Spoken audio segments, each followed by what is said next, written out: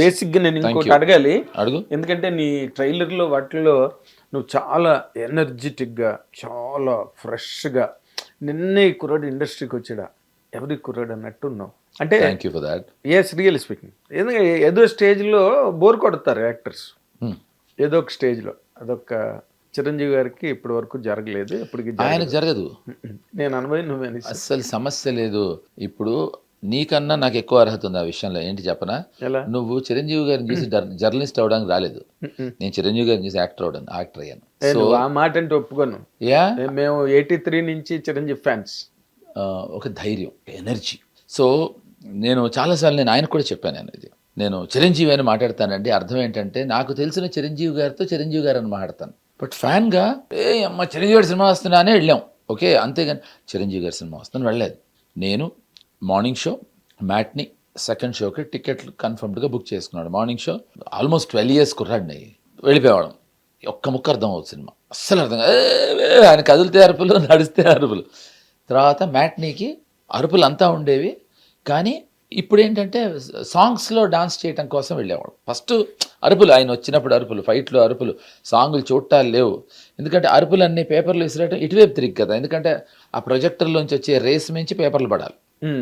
But ఇక్కడ ఆ సాంగులతో చేయాలి. సెకండ్ షో నేను, మా మదరు, ఫాదరు, సిస్టర్. అప్పుడు కథ అర్థమయ్యేది నాకు. This is what has happened. And నేను చాలా గర్వంగా ఇంకో విషయం చెప్తున్నా, ఇంటర్నెట్ రాని కాలంలో చిరంజీవి గారు నాకు ఫోన్ చేసేవారు, ఫలానా సినిమా ఎప్పుడు రిలీజ్ అయింది గుర్తుందా. నేను అంత ఫ్యాన్. నేను ఒక పాట చెప్తాను, ఆ పాట ఏ సినిమాలోది చెప్పాలి. పాడు. ఆకాశంలో తారకలు ఆకాశానికి చెందవు. కోటి రామకృష్ణ. ఏ సినిమా? కోటి రామకృష్ణ. ఏ సినిమా? డైరెక్టర్ అడిగాను నేను. ఏమండి, ఇతను పాట బాగా పాడతాడు, సంగీతం నేర్చుకున్నాడని చెప్పడానికి ఈ పాట పాడేసి దూర్చేసాడు. నేను నిజంగా అడిగాను. నేను ఎందుకు విను, డైగ్రెస్ అవుతున్నాం మనం. సో నేనేమంటున్నాను, నువ్వు అభిమానం కాదంటలేదు, నువ్వు అసలు ఇగో నువ్వు ఆయన అభిమానివి, ఆయన కూడా నీ అభిమాని, అది మాకు తెలుసు. అయ్యో, నిన్ను సోదరుడిలాగా చూస్తాడు, అది మాకు తెలుసు. నేనేది అది కాదు.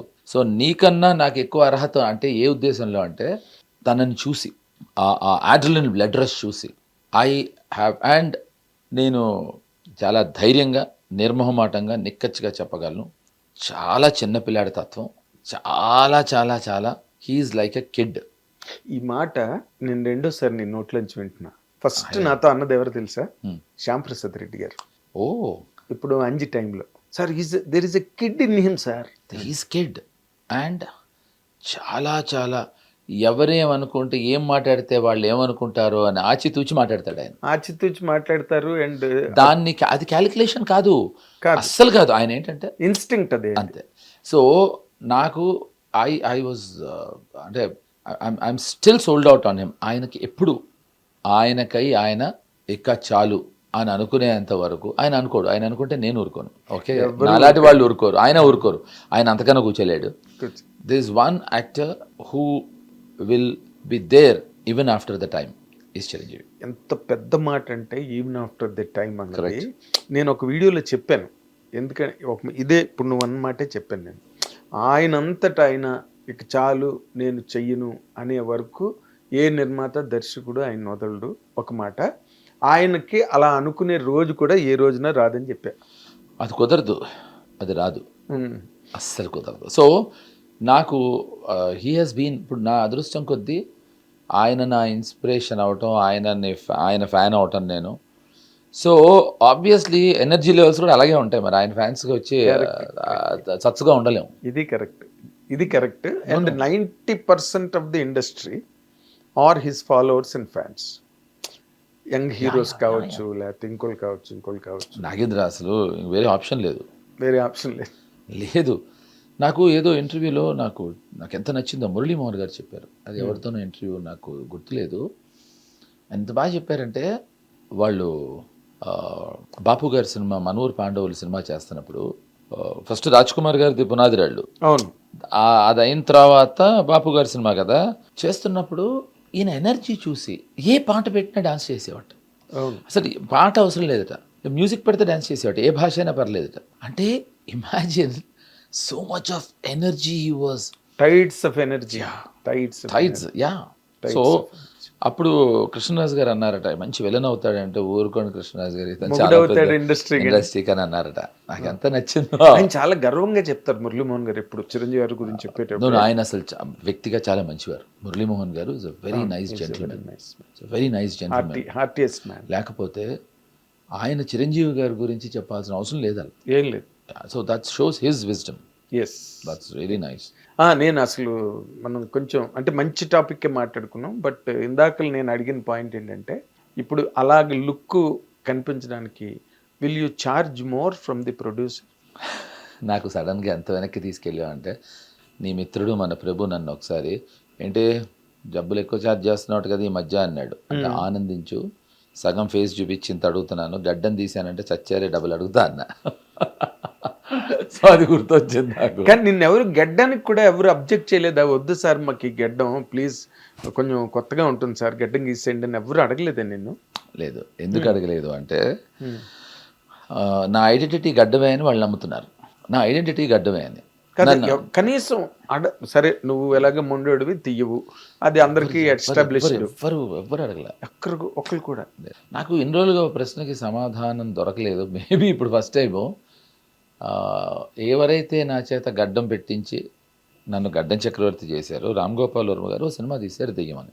ఆ దెయ్యం సినిమాలో నాకు ఇప్పుడు వెలిగింది. ఇన్నేళ్ళగా ఎందుకు ఆడలేదు తెలియదు. నేను గడ్డం తీశాను కంప్లీట్లీ వితౌట్ గడ్డం. అవును, ఒక్క సినిమాలో. ఆ ఒక్క సినిమా మేబీ ఆ సినిమాలో ఆడియన్స్కి నచ్చలేదేమో మరి అప్పటి వరకు గడ్డంతో చూసి. ఇప్పుడు ఫస్ట్ టైం నాకు వెలిగింది బుర్ర. మామూలుగా మిగతా విషయాలే కదా ఈ విషయంలో. యా సో యా అంటే ఇచ్చిన కాంప్లిమెంట్కి thank you so very much. అసలు ఇలా మామూలుగా ఇలా తీసి కస్తూర్బా గుళికలు ఇట్టేసి కొడితే గిలగిల్లు ఆడిపోయేంత గుళికేసావు నాకు. కాదు ఇలా దానికి ఎక్కువ ఛార్జ్ చేస్తావా అంటే నేను చిన్న బ్లష్ అయ్యే. ఇగో బ్లష్ కాదు, we are all taken aback. నేను ట్రైలర్ చూసినప్పుడు, నేను ఫస్ట్ టైం ఓపెన్ చేసినప్పుడు జడియనా అని ఒక చిన్న ఫర్ ఎ మూమెంట్ లిప్తో పాటు ఐ వింక్ టైం. బట్ ఎంత బాగా మెయింటైన్ చేస్తున్నాడు, ఎంత స్ట్రాంగ్గా ఉన్నాడు అని థ్యాంక్ యూ వెరీ మచ్ అని అనిపించింది. నేను ఇందాకలు అన్నది ఏంటంటే ఇప్పుడు నువ్వు గడ్డం ప్రతి సినిమాలోనూ గడ్డంతో కనిపించేటప్పుడు how do you think that you look like the character? You look like JD. But luckily నాకు మంచి డైరెక్టర్స్ దొరకటం వల్ల నేను కొత్త కాయినింగ్ ఒకటి మొదలెట్టాను. కాంటెంట్ ఇస్ ద కింగ్ అనేది పాత కాయినింగ్, ఇప్పుడు నేను మార్చాను. Content is queen, director is the king. బాగుంది. ఇది కొత్త కాయినింగ్ మొదలెట్టాను. చాలా బాగుంది. ఎందుకు చెప్పనా, నా అదృష్టం ఏంటంటే శివాలో నేను నీకు విలన్లా కనిపించాను, అదే గెటప్ అదే గడ్డం. మనీలో ఎక్స్ట్రీమ్ హైట్స్ ఆఫ్ హ్యూమర్ అది. అవును. సో అది నా డైరెక్టర్స్ గొప్పతనం. హిట్ టీవీ యాప్, ఇందులో short news, live news, entertainment shows, movies, digital magazines తో పాటు మీ జిల్లా వార్తలను కూడా ఫ్రీగా చూడొచ్చు.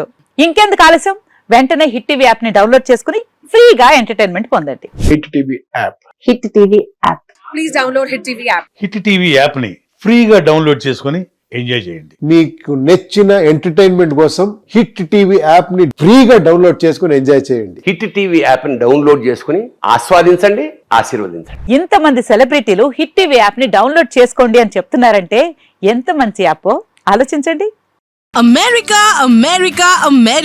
అమెరికాలో చదవాలనుకునే వాళ్ళకి విశ్వసనీయమైన పేరు మన శౌర్య కన్సల్టెన్సీ.